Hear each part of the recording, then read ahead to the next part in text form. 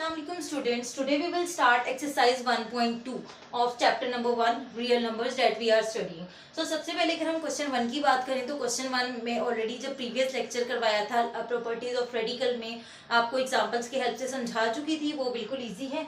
अब हम question number 2 पे जाते हैं. क्वेश्चन नंबर 2 के कुछ पार्ट्स करेंगे एंड रिमेनिंग पार्ट्स आपने खुद से ट्राई करने हैं. सबसे पहले अगर मैं इस पार्ट की बात करूँ तो ये एक एक्सपोनेंशियल फॉर्म है. We have to simplify it. Simplify करने के लिए हमें क्या करना है, सबसे पहले क्वेश्चन में दो रिक्वायरमेंट्स है. पहली चीज तो ये कि आप इस एक्सपोनेंशियल फॉर्म को लिखें रेडिकल फॉर्म के अंदर. तो सबसे पहले हम इसको रेडिकल फॉर्म में लिखते हैं. रेडिकल फॉर्म में लिखने के लिए आपको लास्ट टाइम भी बताया था, जो डिनोमिनेटर है वो इंडेक्स बन जाता है and power 2 as it is. तो ये बेसिकली इसकी रेडिकल फॉर्म है. इसके बाद we have to solve this. Solve करने के लिए हमें रेडिकल नहीं बल्कि एक्सपोनेंशियल फॉर्म को ही कंसिडर करना होगा. अब इसके लिए हम क्या करेंगे, हमें बेसिकली एलसीएम चाहिए 216 का. ओके, एलसीएम जब हम लेते हैं 216 का तो हम इस जो एक्सप्रेशन है इसको लिख सकते हैं 6 power 3. 6 power 3 is 216. Again laws of exponent में जो लॉ था कि जब दो पावर्स हैं उसको सॉल्व करेंगे and answer is 6 square which is equals to 36. So by using laws of exponent हम इस क्वेश्चन को इस तरह से सॉल्व कर सकते हैं. नेक्स्ट हम अगर इस क्वेश्चन को सॉल्व करें, इसके अंदर अब 1 के तो कोई फैक्टर्स नहीं होते, 1 के फैक्टर 1 ही होता है. 32 का हम एलसीएम लेते हैं तो 32 के क्या फैक्टर्स बनते हैं, हम 32 को लिख सकते हैं 2 power 5 and whole power is 1/5. जब एक फ्रैक्शन के ऊपर होल पावर 1/5 है मतलब न्यूमिनेटर के ऊपर भी ये पावर है और डिनोमिनेटर के ऊपर भी ये पावर है. ये लॉज ऑफ एक्सपोनेंट में था तो मैं 1 के ऊपर भी पावर लिख सकती हूँ 1/5 एंड 2 के ऊपर भी पावर लिख सकती हूँ 2 पावर 5 के ऊपर भी 1/5. 1 की जो भी पावर ले ले आंसर इज 1. दो पावर्स कैंसिल हो जाएंगी, आंसर विल बी 2. तो इसका ये आंसर है. ओके, नेक्स्ट हम क्वेश्चन नंबर 3 स्टार्ट करते हैं. क्वेश्चन नंबर 3 में क्या कहा गया है कि एक हमें रेडिकल एक्सप्रेशन गिवन है, हमें उसको एक्सपोनेंशियल फॉर्म में लिखना है. सो इसके लिए हमने क्या करना है, सबसे पहले हम inside the bracket term solve करते हैं. I can write this is as 10 power 1/4. वही चीज है, रेडिकल को आप रिमूव करेंगे तो पावर बन जाएगी 1/4 क्योंकि इंडेक्स 4 है. अगेन देयर आर 2 पावर्स, ये दोनों आपस में मल्टीप्लाई हो जाएंगी. This 4 2 8, 10 power 2 and 10 power 2 is 100. Okay, next अगर हम इस क्वेश्चन को सॉल्व करें, सेम ये इसी तरह से है. अच्छा, ये जो यहाँ पे बाहर माइनस का साइन है आपने इसको बिल्कुल भी नहीं कुछ भी इसके साथ नहीं करना क्योंकि ये आउटसाइड ऑफ द ब्रैकेट है, तो ये एज इट इज चलता जाएगा ईच स्टेप के साथ. हमें पहले इस ब्रैकेट को सॉल्व करना है. इसमें हम लिख सकते हैं 6 power 1/3 into 6. Again minus as it is, दो पावर्स हैं 1/3 multiply by 6. So this is minus 6 square. 6 square is what 36. So ये आंसर है. अगर क्वेश्चन आपका माइनस साइन में गिवन है तो आंसर भी माइनस के साथ आता जाएगा एज इट इज. बाकी आपने क्वेश्चन उसी तरह सॉल्व करना है.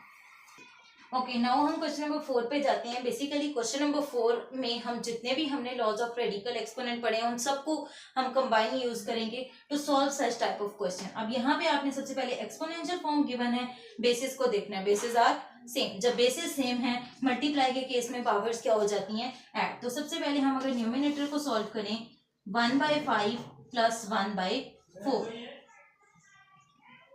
एंड डिनोमिनेटर को भी हमने एज इट इज रखे. न्यूमिनेटर को फर्दर सॉल्व करें. ओके, नेक्स्ट अगर हम इसको सॉल्व करेंगे, मैंने एलसीएम ले लिया. अगेन अब बेसिस सेम है एंड डिवीजन में आ रहा है, तो डिवीजन के केस में क्या होगा, पावर सब्ट्रैक्ट हो जाएंगी. 9/20 माइनस इंटू माइनस 3/10. तो बेसिकली इनका साइन चेंज हो जाएगा. Plus 3/10 which is equals to 15/20. Okay, यहाँ इस स्टेप पे करने के बाद अब हम अगर फर्दर सॉल्व करें तो we can write this as 16 into 3/4. अगर हम 16 की बात करें, 16 इज अगेन कंपोजिट नंबर, इसको हम लिख सकते हैं 4 स्क्वायर 3/4. अगेन 2 पावर्स 4 पावर 3/4 2, 4 को हम अगेन लिख सकते हैं 2 स्क्वायर,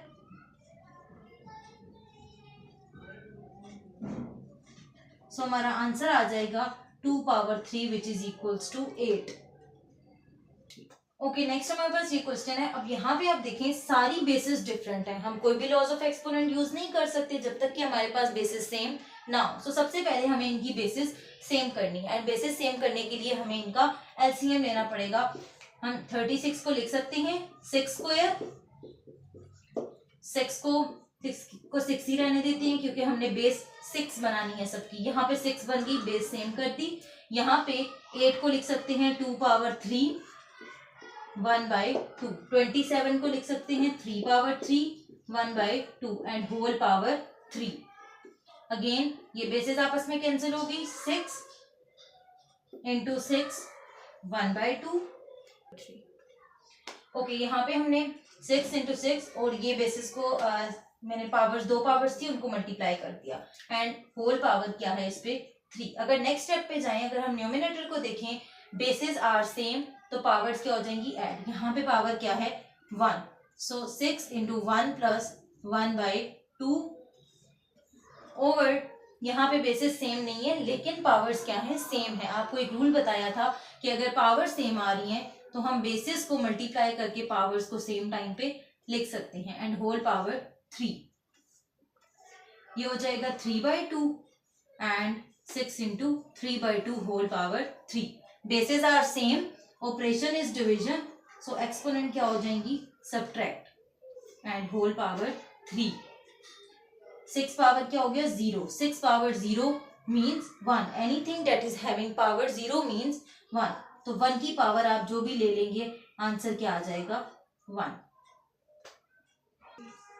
ओके, नेक्स्ट हम इस क्वेश्चन पे आते हैं। हमें इस क्वेश्चन को सॉल्व करना है। देखने में कितना कॉम्प्लिकेटेड सा क्वेश्चन लग रहा है।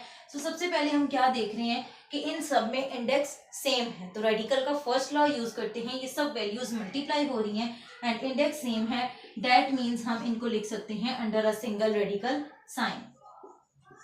आप इन सारी वैल्यूज को जो कि बेसिकली रेडिकेंड्स हैं इनको मल्टीप्लाई कर दें लाइक दिस। अब ये सारी यहाँ पे हमने बेसिकली इस क्वेश्चन को सॉल्व करना है by using laws of exponent.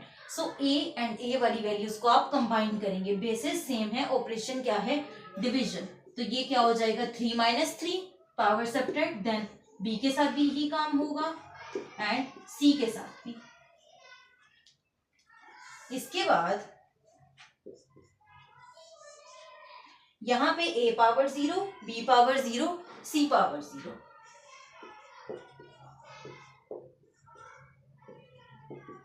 Anything that is having power 0 is 1. 1 into 1 into 1. So answer is 1. तो 1 की आप जो भी पावर ले लें मीन्स 1/4, आंसर क्या आएगा 1। सो आज के लिए इतना ही काफी है। कल हम इंशाल्लाह स्टार्ट करेंगे next exercise. Thank you for watching.